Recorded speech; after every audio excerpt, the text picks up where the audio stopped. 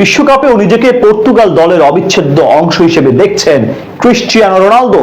বিশেষ এক কারণে নিজের প্রতি অগাধ বিশ্বাস জন্মেছে কিংবদন্তি এই ফুটবলারের মনে। কি সেই কারণ যার উপর ভিত্তি করে ৪৫ বছর বয়সেও বিশ্ব মঞ্চে বাজিমাত করতে উন্মুখ CR7, সেটাই জানবো এই প্রতিবেদন থেকে। ক্রিস্টিয়ানো রোনালদো ফুটবল বিশ্বের এক জীবন্ত কিংবদন্তি। তিনি বল পায়ে যার দৃষ্টিনন্দন ফুটবল শৈলীতে মুগ্ধ হয়েছে গোটা ফুটবল দুনিয়া। বিশ্বকাপেও নজর কাড়া ফুটবল খেলেছেন পর্তুগিজ ফুটবলের এই বরপুত্র। আসন্ন 2026 ফিফা বিশ্বকাপে রোনালদো কি বল পায়ে মাছ মাতাবেন কিনা সে নিয়ে সন্দেহ ছিল দর্শকদের মনে।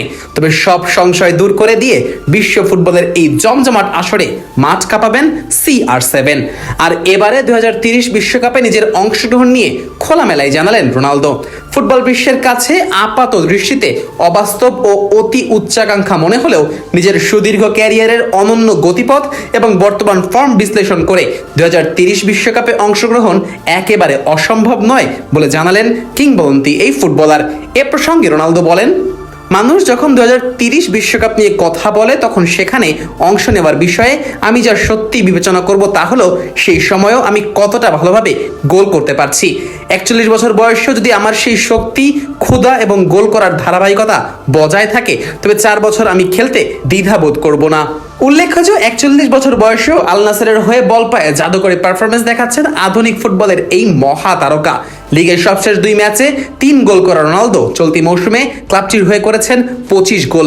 পাশাপাশি 28 ম্যাচে 4টি অ্যাসিস্টও করেছেন 5 বারের ব্যালন ডিওর জয়ী এই ফুটবলার। এছাড়াও পর্তুগাল জাতীয় দলের হয়েও তার সাম্প্রতিক পারফরমেন্সও বেশ ভালো। গত 1 বছরে পর্তুগালের হয়ে 8টি গোল করেছেন CR7। আর বল পায়ে তার এই ছন্দ স্পষ্ট বার্তা দেয় যে গোল করার চিরাচরিত ক্ষুধা এবং দক্ষতা তার মাঝে এখনো বিদ্যমান।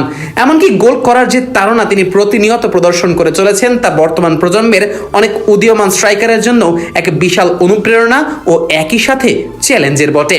আর তাই তো 2030 বিশ্বকাপে রোনালদোর অংশগ্রহণের সম্ভাবনা উড়িয়ে দেওয়া যায় না। মূলত রোনালদোর এই আকাশচুম্বী আত্মবিশ্বাসের মূল ভিত্তি হলো তার অবিশ্বাস্য শারীরিক ক্ষমতা ও কঠোর নিয়মানুবর্তিতা, যা তাকে সাধারণ ফুটবলারদের থেকে আলাদা করে এক অনন্য উচ্চতায় বসিয়েছে। নিয়মিত কঠোর ডায়েট চার্ট অনুসরণ, অত্যাধুনিক ক্রায়োথেরাপি সেশন এবং সুশৃঙ্খল জীবনযাপনের মাধ্যমে তিনি তার শরীরের বায়োলজিক্যাল বয়সকে ক্যালেন্ডারের বয়সের চেয়ে অনেক নিচে রাখতে সক্ষম হয়েছেন।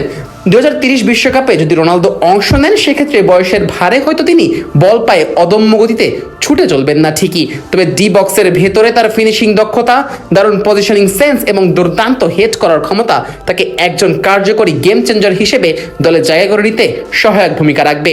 এর উপর 2030 বিশ্বকাপে যেহেতু নিজ দেশ পর্তুগাল যৌথভাবে আয়োজনের ভূমিকায় থাকছে, এখন দেখার বিষয় এই যে নিজ দেশের দর্শকদের সামনে ফুটবলকে বিদায় জানানোর এক প্রবল মানসিক ও আবেগীয় তাড়নার জোরে বয়সকে জয় করে 2030 ফিফা বিশ্বকাপে রোনালদো অংশ নিতে পারেন কিনা।